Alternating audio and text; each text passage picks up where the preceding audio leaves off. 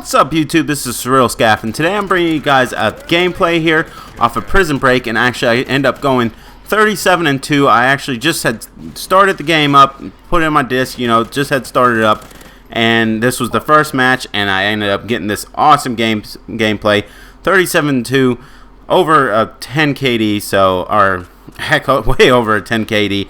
I'm not exactly sure, probably like a 17 KD or so, but anyways, guys, today I wanted to talk about how you guys can get better at Call of Duty or improve your Call of Duty Ghosts game, basically.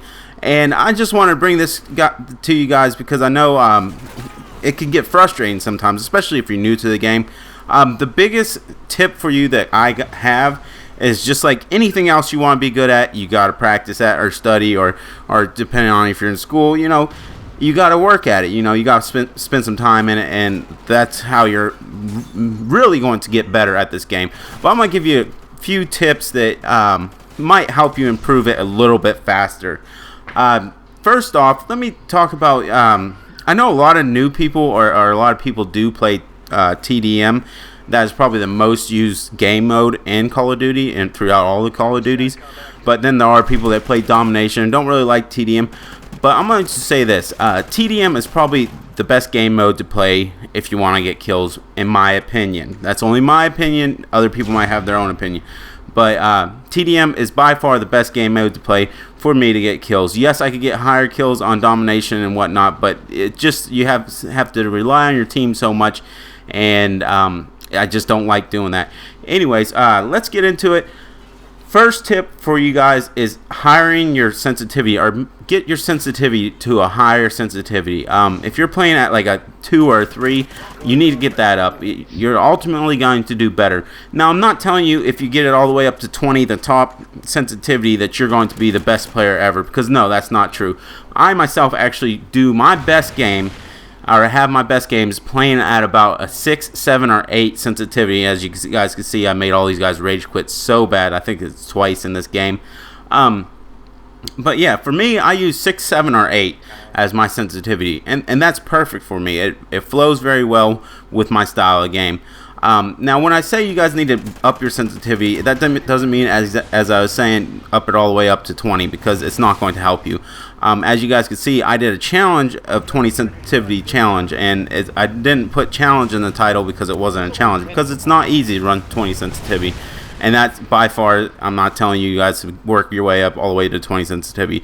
What I'm saying is move your sensitivity up little bits at a time. And at a certain point, you're going to find yourself where you can't aim, even with as much practice, or you have trouble aiming after playing several games. That's probably too high. That's why I stopped myself in between 6, 7, or 8. Now, if you guys are using snipers or trying to quick scope, I definitely suggest going with at least 2 or 3 higher than what your normal sensitivity is. But work that sensitivity up and get it up there to at least a 6, a 5, if you can, maybe a 10. I really wouldn't suggest any higher, because then your accuracy really just diminishes after that point. Next thing, now to improve your accuracy, I'm not sponsored by any of these companies that I'm going to tell you about or what to go out and buy, but I'm going to tell you, if you want to spend a little bit of money to get better, I am going to tell you something that helps me out a lot, and I use. I'm not sponsored. I don't get any money. I don't get nothing for this. I'm just telling you guys, true to the heart, what I use. Control Freaks. They're actually stick extenders. They basically give you better accuracy as you're playing.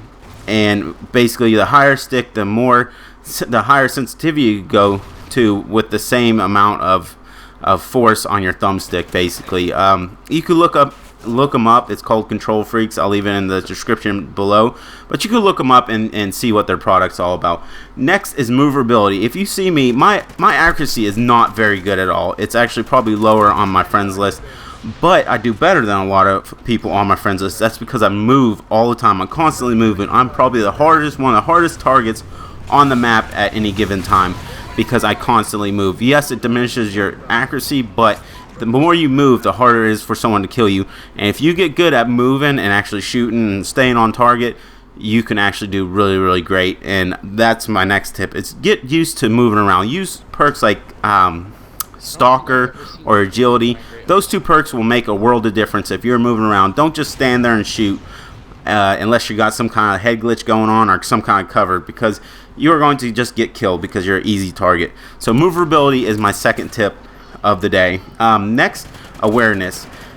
You need to know what's going on the map. You need to try and figure out where the other team is spawning. Basically, if you and your team are on one side of the map, they're probably spawning on the other side. If you are on one side of your map, your team's on the other, that means they're probably spawning somewhere near you. So map awareness and just awareness of what's going on, who has what flag, you know, who's shooting who. And next part to that awareness, and the next thing that next product that I'm going to tell you guys, if you want to improve, it's very expensive, but if you guys do it or get one, that you guys will probably do a lot better, and that's a good headset. I'm not telling you what brand of headset to get. I'm just telling you guys, if you guys get a good headset, I'm not talking about a $50 headset. If you guys spend probably $150 on a headset, then you probably got a decent product. And that makes a world of difference. And you put on like amplified, you can actually hear where people are coming from. You know where they're coming from. You could hear them like clear as day. You can hear footsteps. You can hear where the enemy teams are shooting from, you know, if they're saying something. So, you know, that's my last thing, is a good headset. Anyways, guys, this is it for this video. If you guys liked it, hit the like button, you know, comment and subscribe. More good content to come. Otherwise, this is Scaff, and I'll see you guys on the next one. 37 and 2, yeah, baby.